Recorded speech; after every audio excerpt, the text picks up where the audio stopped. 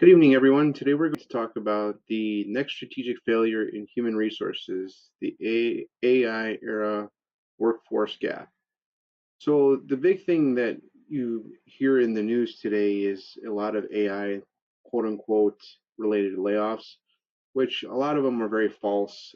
Companies that uh, do have a lot of bloat. I mean, let's be honest, there is a lot of bloat in organizations, but I don't think that organizations understand that that bloat can be redeployed in the era of AI.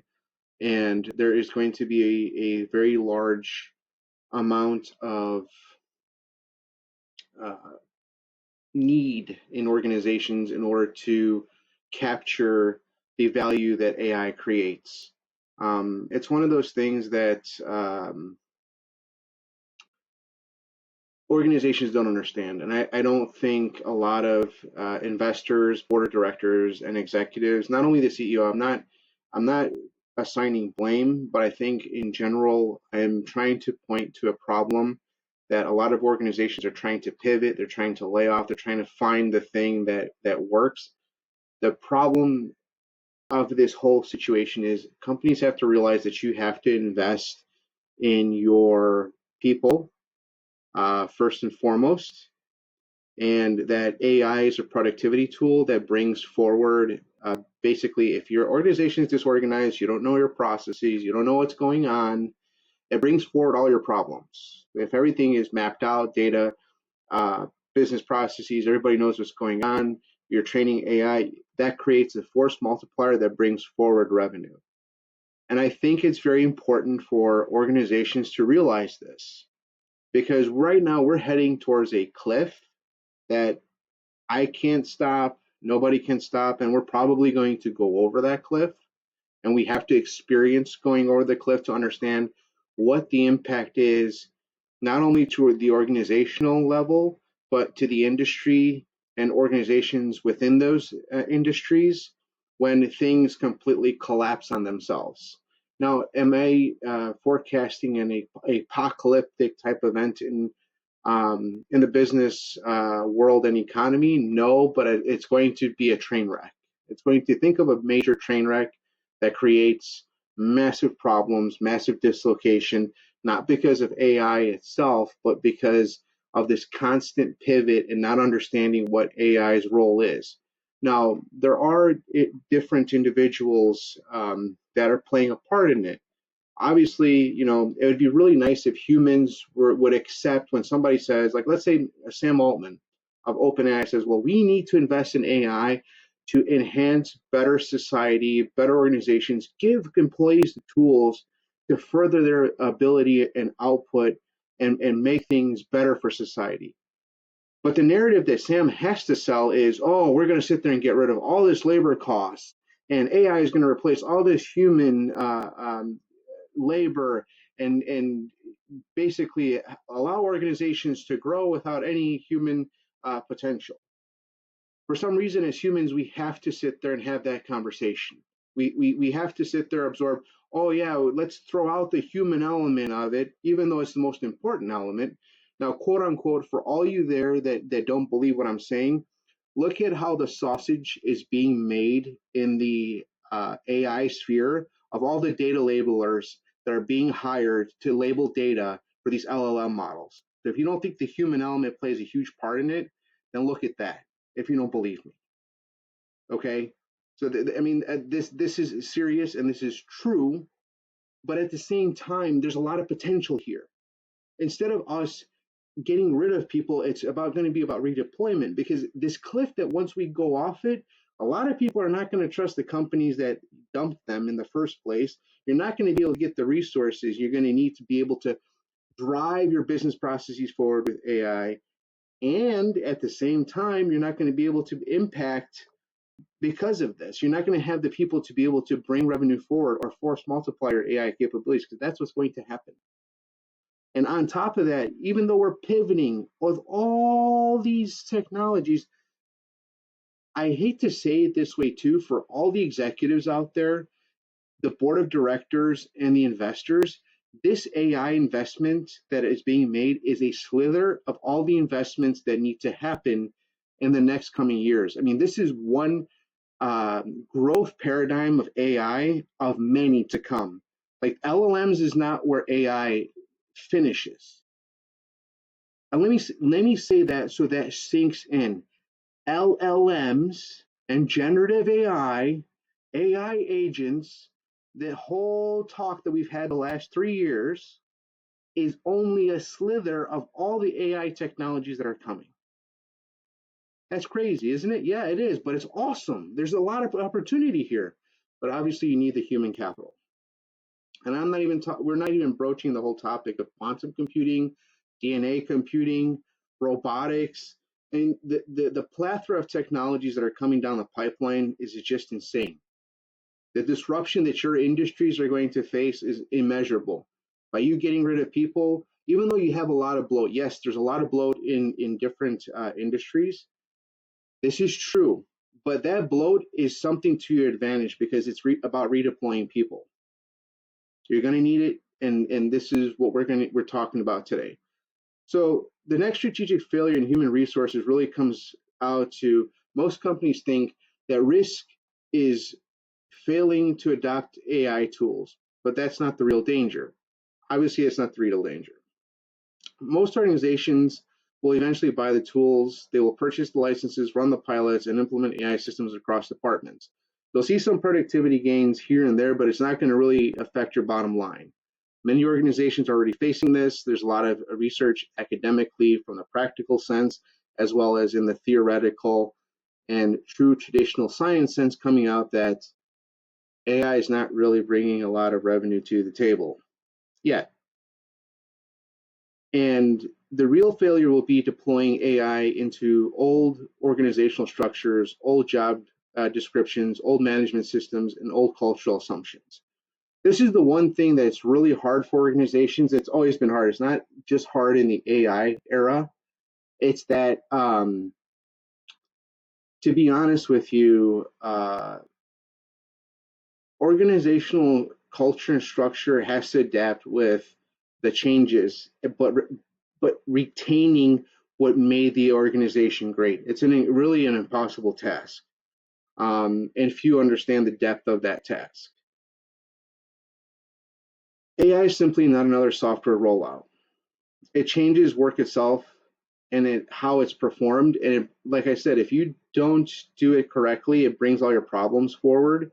If you do it really well, it brings revenue, operations, and competitive advantage forward. It's very simple. It's a very simple paradigm. And I think a lot of investors, when you're looking at your board of directors that you've invested in, and you're looking at your CEO and your executives, you have to realize that there's a certain element of patience that is required for something to be seen through. You can't sit there and continuously pivot left and right. A great example of this continuous pivot is Meta. Meta is continuously pivoting on their AI strategy.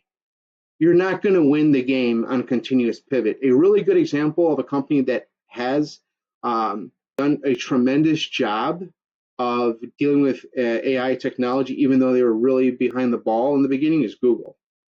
Google has gone leaps and bounds, but they focused and have been patient in their investments and have created outputs towards those investments that recreated their competitive advantage. Whereas Meta is just constantly flipping through a chart to see what's going to work. That's not. Those are two really good examples, and you have to really understand that if you don't, then you're going to fall in the same trap. It's just very simple this way. So, the false comfort that we have as an AI strategy. What is that? One of the big misconceptions of AI right now is adoption equals AI strategy. So everybody's thinking like, oh, we're going to sit there and create these agents. We're going to adopt these different tools. I mean, there's a lot of tools coming out. There's almost a tool every day coming out. I'm subscribed to many of them. I love AI. AI are like this with AI and I are like this. We're like best bros when it comes to best bros, best friends. We're working together constantly. I could work with AI all day long. I mean, any application idea that I get, anything, any business concept, any tool that I want to create. I mean, I could sit there and work on it all day and I don't even get tired working with AI. It's fantastic. I don't have to sit there and do code reviews. I don't have to look at this. I don't look at that. It's wonderful. And I mean, obviously, you have to go in and check and make sure everything's good and do your whole testing and make sure if you look at the code and all that, it looks good. But I mean, it is insane how much you can do with AI, especially if you have the knowledge and the thirst for knowledge and you're continuously developing skills, knowledge, and understandings of different components of industry. The one thing that you could really build towards is that plethora of knowledge and then applying it day to day. That's one of the big things that people have to understand with AI. It's constrained by human ability, not just AI capability. Leadership teams often believe that they are prepared because they have approved the tools, published responsible AI policies, and launched employee training initiatives. And yes and no in many organizations. I think a lot of organizations right now are using AI as a cover to goose profits and kind of see where things may fall. It is the worst. For any executive that watches this video, I am telling you right now, if you pursue this strategy, and I'm not talking just to you, I'm talking to your board of directors and your investors. I really am, because this is serious and it's huge, because the cliff, as I mentioned earlier, the cliff that we're going towards, if you just see that oh, I'm going to wait and see how things go, and you're not investing in your workforce and you're not driving to sit there and redeploy your employees, you're going to be so far behind against those that have figured it out that you're not going to be able to catch up. Your business is done. This will be the first time in the history of business that if you don't invest in your people, you don't do the things that they taught you in business school, your business will be finished. And you'll be either bought out, or you'll close up shop, or you'll separate the business in little pieces and sell them off. That's basically the future. There is no recovery from this. Think of when you're reading Jim Collins's book, Good to Great, think of what made companies great, that on steroids in the AI era. That's how crazy this is going to really go. And if you don't really take this seriously, it's going to cost the business, and you're not going to be able to catch up. Once you start laying off those employees, that trust is gone. Your employees that have stayed are under a lot of pressure. They're not going to be able to think clearly, most of them, on how to force multiply with the AI. And that trust alone is billions of dollars in value that you just can't put a finger on. And so I'm warning this, and I'm stressing this, that this is being serious, because it's going to cost a lot of businesses. It's going to create a lot of collapse. And the most perplexing thought, and why it's going to be studied, is not because it's necessarily a financial collapse. It's going to be a collapse of companies due to not the ability not to be in business. Like literally, you're going to have your competitors run circles around you, and you're not going to be able to do anything about it. Like literally, you will not be able to do anything about it. Because in this era of technological evolution, the LLM, generative AI, agentic AI realm is only a slither of the innovations that are coming. Those that get it right and are able to keep continuously leaping on to those new technologies, there's no way of catching them. Your people are the force that will allow you to really build your business. That is your number one priority. Fail there, you fail everything. Simple as that. So please keep it in mind. Keep that in your thoughts, because you're not asking the questions of how AI is actually changing the nature of work. Who performs which tasks? A lot of organizations don't know. Where is value measured? How is it measured? Is it measured properly? What skills become more important? What management behaviors become obsolete? And we kind of talked a little bit about management behaviors that are obsolete. The playbook that worked before is not going to be the playbook that works in the future.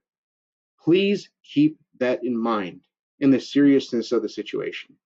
I keep using the word serious. The reason why is because it is one of those strategic inflection points in corporate American history that professors and business scholars are going to study 50 years from now as why it has become the greatest strategic failure of the 21st century. How it's so blatantly obvious where it's going that people are going to look back historically and not understand how we failed to, as a society in the business sense, how did we fail to understand how businesses did not see this? They're like, and I'm telling you, 50 years from now, a CEO is going to look at a Harvard Business Review case study, and they're going to be like, wow, how did this Jamoke miss this trend? I mean, it was obvious that you had to redeploy your people, retrain them, and get ready for this big wave that's coming. They're going to sit there, and it's going to be perplexing. It's going to be quite fascinating because there's going to be so much research and so much data to sift through to try to understand, and it just will be mind-boggling. It'll be very hard to pinpoint why humans have failed at this. And it's going to unlock new understandings of our neuroscience, of how humans are going to, of impressions of the human psychology. I mean, it's going to be a lot of information, but um, it's going to be incredible. I'm telling you, it's going to be one of the most interesting things ever. And then the next question is, if HR cannot answer those questions, then the organization does not have yet a workforce strategy for the AI era. So if you're looking at all these, the values measured, which tasks are performed, et cetera, how AI fits in the big picture, it's not a technology procurement issue. The failure point one, jobs are changing faster than job architecture. This is one of the big pivots that we're talking about in terms of redeploying your workforce. Your workforce knows the processes of your company, and those are the secret time bombs that are on the way that will basically not allow you to compete against those that will figure it out. And there will be companies that figure it out. They're going to see like, wow, we are making a mistake laying off people, and we need to not only redeploy them and retrain them, but get them moving the processes in place so that we can bring the revenue forward. And so when you look at it historically, organizations were built around stable job descriptions. So you have a job description that would last for decades, potentially. Now it's rapidly changing. But AI does not attack entire jobs immediately. It attacks the task. So the human doesn't necessarily become irrelevant. The human in the loop becomes the value addition with the AI. It's the force multiplication. It's if you look at military history and you compare and contrast to what we have going on here, you'll see it in a minute. It's very easy to see. Some tasks become automated, some tasks become accelerated, and a lot of tasks will be accelerated. Trust me, the level of tasks that will be accelerated is going to be insane. And just for you as a CEO or an executive, you think you're overwhelmed now with the stuff that you have going on. It's going to not only turn into the 18-hour days, it's going to be 24/7, 365, no holiday, basically 3 humans at once type of organization that's going to happen. We are entering an era of capitalism that is, I am making this assertion that we're entering the era of capitalism that is as closest to true capitalism as possible, where the whole goal will be creating the most value at the lowest cost and then going on to the next component and trying to create that value at the lowest cost and going on to the next one. This is an era of insanity that is coming in a good sense. I mean, I'm saying it's insanity, but it's in a good sense. The potential for society to move forward in tremendous growth patterns is just, it's insane. It really is. I mean, if you think about it, you're gonna be like, wow, that is insanity. Um, but when you look at how some tasks become automated, some are accelerated, some become more valuable because human can now focus on higher order work, this creates a major problem. Traditional HR systems are built around static roles and career ladders. You basically have to have an organization that functions decentralized in a chaotic environment where there is actual a stable a stabilizing force. When the work itself becomes fluid, that means organizations must begin shifting from role-based workforce planning to skills and task-based workforce planning. So it's a continuous effort, and you're going to need those people that you have to be able to adapt to that, and you're going to have to help train them to that level and that proficiency of continuously going, because and you're going to want to hang on to those people, because once you train them and they figure out how to work in an environment where it's skill-based workforce planning and where it's skills and task-based, where you're continuously evolving roles, it's going to be very hard to find that replacement, because that person has to be literally running it from day one when they arrive. Companies that adapt fast will understand the work at the task level, not simply at the title level. That's a very important distinction. The actual task level and title level are big strategic and tactical paradigms. The failure point, which number 2, skills obsolescence becomes a board level risk. In the AI era, skill obsolescence accelerates dramatically, and it will. I mean, it's going to be, like I said, insane. It's going to be insane. AI literacy is rapidly becoming a baseline expectation, not a specialty skill. So it's not only understanding the AI and having the literacy as a standard, it's going to accelerate being able to understand coding, understand the different technology stacks, understand forthcoming stacks and how to adapt to them. And this is the paradigm for all of you executives, board members, and investors. This is the thing they highlight right here. That if you understand the fact that you have to have a workforce that is forward deployed and thinking in the future, you will see why this is a fundamental problem by you laying people off. And it creates a competitive drag that you will not be able to recover from. Certain workflows once required years of technical expertise can now be performed in minutes using AI assistance. Now you have to have the actual knowledge of the workflows and the combination with AI, because you have to understand if AI is giving you the answer that you really need and it's performing the tasks the way they should be performed. There's a distinction there. The changes, that changes the economics of labor very quickly. I mean, think about it. That changes the economics of labor very quickly, what that means. AI literacy, becoming the baseline expectation and not a specialty skill, that's huge. At the same time, uniquely human capabilities become more valuable. Judgment's never going to away. AI is not going to be able to do judgment the way humans do, because humans could rapidly evolve. Stop undervaluing human potential and let it thrive. First and foremost, interpretation. Humans are incredible at various variable aspects of interpretation. In most scenarios, we can interpret things in multimodal at the same time in a given reference. Workflow orchestration, figuring out how to find the efficient way to create workflow orchestration and teaming up with AI to simplify that. Ethical reasoning, customer empathy, and change leadership. Believe it or not, yes, even though change management and change leadership is a very difficult task in various organizations, humans are actually really good at it.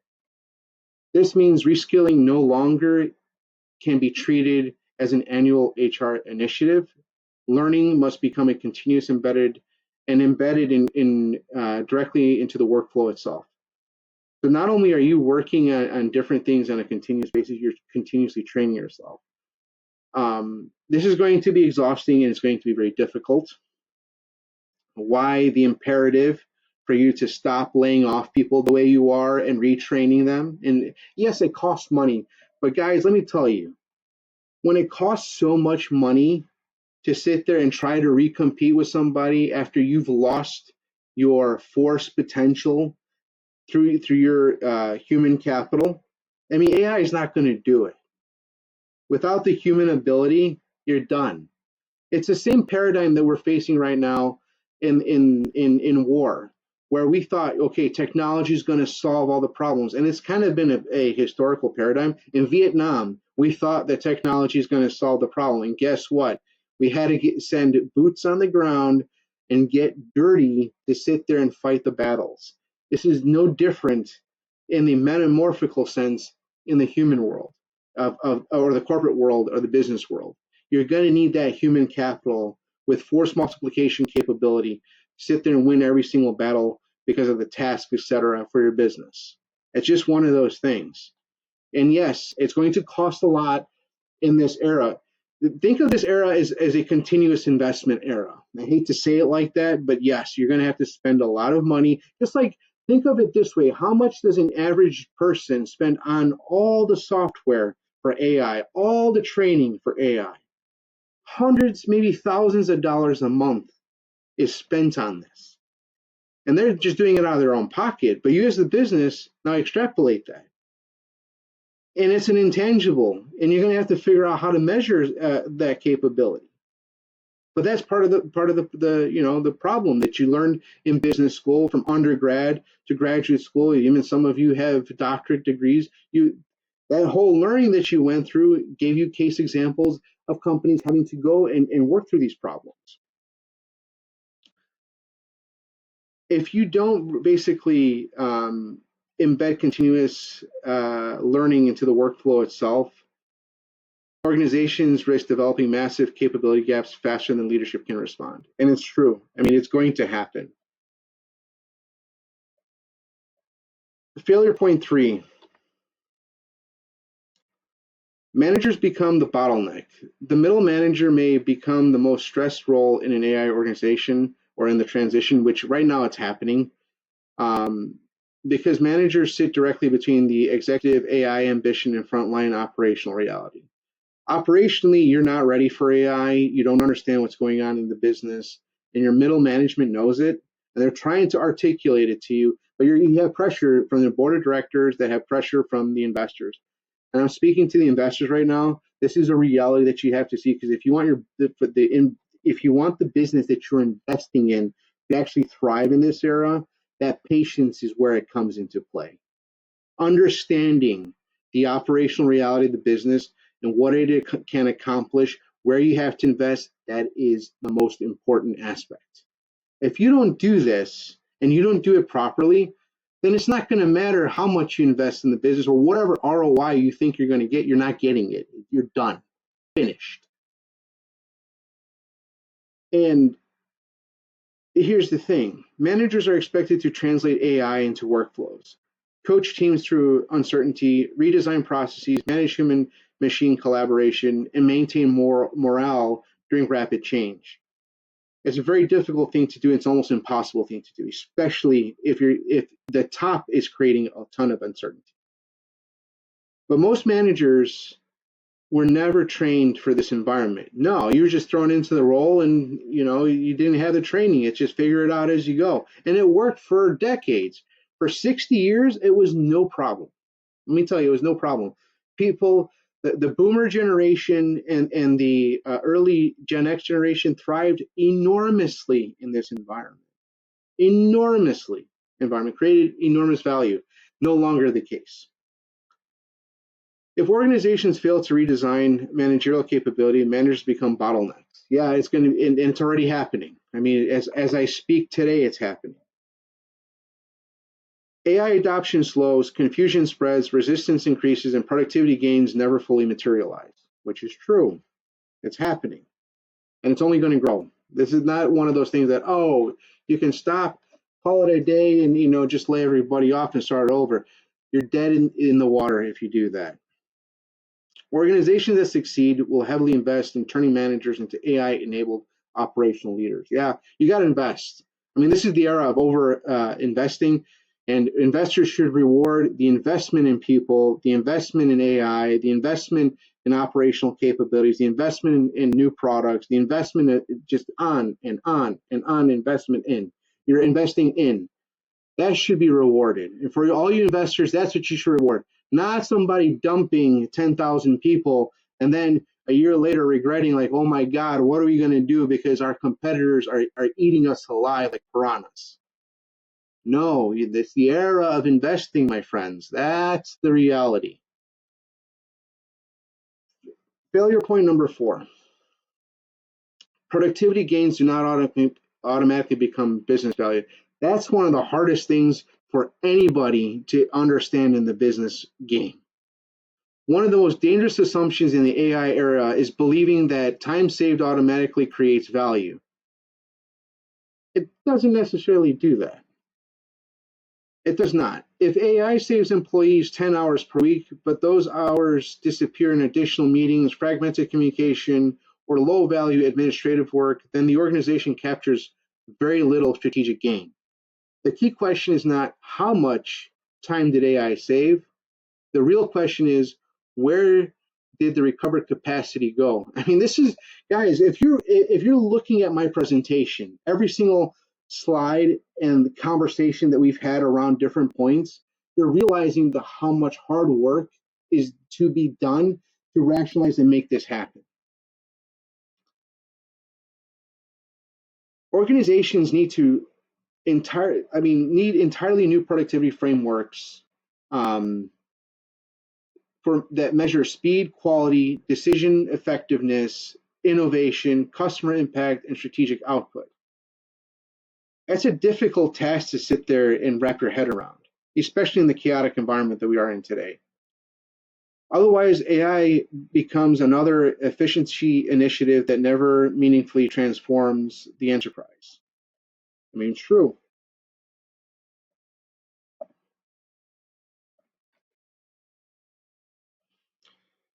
Failure point number 5, cultural splits between AI haves and have-nots. AI creates a lot of cultural risks in many organizations that organizations are underestimating. Some employees will rapidly become AI empowered. They will move faster, produce more, learn quickly, and gain disproportionate influence in the organization, which is a good thing. Nothing wrong there. Others may resist AI, but it's not a good thing when people are really resisting AI. That's happening. Fear of replacement, lack training, and avoid tools entirely. Now, just having people like Meta to use tools so that they can use them or to show that they're using them is not really a game-winning strategy. This creates a widening internal divide. If HR does not actively engage or actively manage trust, transparency, and it's not only HR's job, it's not HR's leadership job, it's everybody at the top going down. You have to build that trust. If you don't build that trust, forget it. This is not like up until recently where you can like, oh, people don't trust me. We could kind of move on. We could lay people off. We can start all over. That era is gone. I'm telling you, that era is. As a business professor that has studied business for the last 26 years, and maybe a little bit longer, but even when I was high school reading Fortune Forbes during the dot-com boom is when I started studying business. I could tell you right now, that era of you thinking that you could kind of, mope your way through organizationally as a leader, driving your business forward is over. This moping through your organization is what's going to cost you your business. And anybody that's creating a startup right now, that's really hungry, that understands these tools, is going to make your business look stupid. Seriously. And it's all because you didn't want to sit there and invest in your people. It's just crazy. It's insane. I'm telling you, 50 years from now, you're going to have business professors, business practitioners, entrepreneurs, everybody in business school and in different magazines reading about how did the leadership of this era screw things up so bad. Like, this was obvious. This is what you had to do. It's going to be like, wow, how did you miss it? Like Jim Rohn used to say, wow, no. No, I can't believe it. That's what they're gonna say.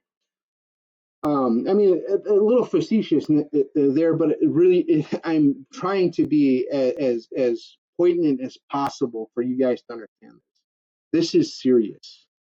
It really is. I mean, if you care for an organization, you want your organization to be competitive, listen to this video. If not, keep going, proceed. Good luck. C'est la vie. I'll read about you in the Wall Street Journal, the Financial Times, Fortune, Business Week. I mean, I'll read several articles about you. Like, wow, yeah, I knew it. They're going to be like, man, I should have listened to the guy on YouTube. I should have listened to Paul. Paul had it all figured out. I can't believe I didn't listen to him. And I'd be like, yeah, oh well, your business is gone. I'll be reading about it. Hey, life. Um, and if you don't manage that transparency and trust, forget it. As a business leader, forget it. It's done. Employees may begin viewing AI as not empowerment, but as surveillance and displacement. You know, you don't. AI is not for displacement. Yes, it will take care of some tasks, but it's a force multiplier. It's a capability. The companies that succeed will create cultures and AI enhancements that build on human capability rather than threatening human identity, which is true. So, what HR must do? So, if we're looking at through an HR lens, the role of HR must evolve significantly. Historically, HR has largely focused on workforce administrators or administration. But AI, in the era of AI, HR must become a workforce architecture function, which is true. AI is not just managing your benefits and all that. It's building a workforce architecture. It's like the training meetings that the Department of Defense has on what capabilities that the military needs to have. It's basically that's what HR's role is now, is what training and abilities that your employees need to build into that, and meeting with the different business departments and leaders on what those capabilities need to be. That means mapping out work at the task level, tracking dynamic skills and dynamic skill intelligence, redesigning career paths, rethinking performance systems, training managers of AI, change leaders, and creating governance structures that balance innovation and trust. This is no longer simply a talent management problem. It's an enterprise operating model problem. Early warning signs of strategic failure. Now, this is one of the big ones. There are several warning signs that leaders should watch carefully. If AI success is measured by software usage or licenses, which we're using now, so warning one, hey guys, it's on the news, it's all over the place, and you and organizations know that this is being done. Warning sign number one, AI success is measured only by software usage and licenses. Think about that. That's happening. Warning number one. If job descriptions remain unchanged. So if you sit there and stack on to existing jobs and they don't really change much, that's warning number two. That's still happening as well. If if reskilling programs are generic and disconnected from the workforce, warning number three. Guess what? That's another one. If managers are left to figure out things on their own, number four. Right now, all four warning signs are happening. Think about that. If employees increasingly fear surveillance and replacement, guess what? Number five is happening too. Wow, we are 5 for 5 on this list. Or if productivity gains never appear in business outcomes. Oh boy, yeah, that's happening too, isn't it? So we're 6 for 6, man. We should go and play the lottery today. Then the organization is drifting towards strategic failure. So if all six are coming together, guess what? You're already drifting to. Congratulations, you're going towards strategic failure. Bravo, you have accomplished it. In many companies, technology will advance far faster than organizational design. This is true. This is something that you'll have to bake into your organizations going forward. This is not something that you could just redesign. It started happening in the 1970s and 80s, really. I mean, you can make the argument for the 50s and 60s, but 50s and 60s were the baseline eras of business. You can even go further than that. You can even make the argument of how the corporation became what it became in the 1800s, if you want to start there. But if you look at each evolutionary cycle, technology has advanced faster, and organizations were able to adapt after the fact and create structures around that, but no longer is that really in play.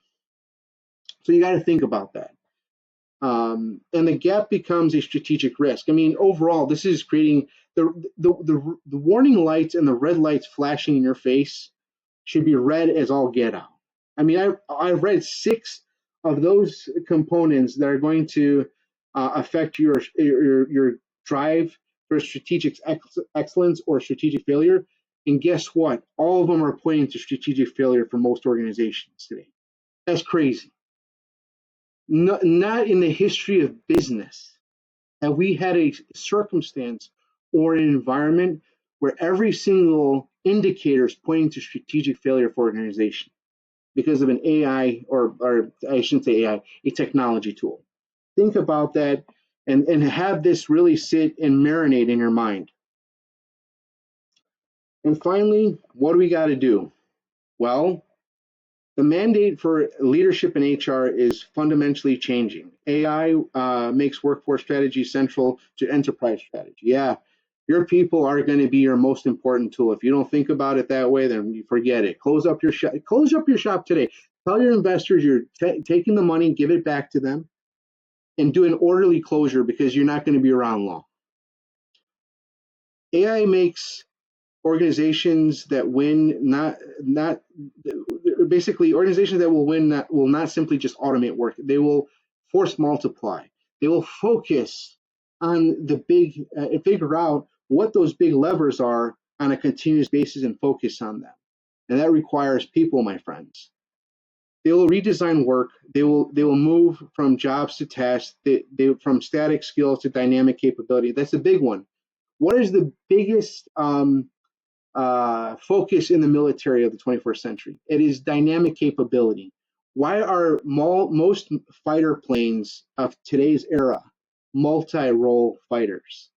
Because it is having multi-domain capability. It's being able to do patrols, air-to-air combat, deep interdiction strikes, bombing raids, everything. The plane has to do all kinds of things. Your people and the pilots today are not just dogfighters. They have to be multimodal in capability as well. So your people will have to have that ability as well. Think about that. So basically, it goes from headcount planning to human plus AI capacity planning. The future competitive advantage will not belong to the companies with the most AI tools. It will belong to the companies that redesign work the fastest while bringing their people with them. And ultimately, that may become the defining leadership challenge of the AI era. It will be the defining AI leadership challenge. It will be. It will be studied incessantly in 50 years. I want to thank you for the opportunity to speak to you today. Please like and subscribe, comment. I look forward to having the conversations with you. And God bless and have a good one.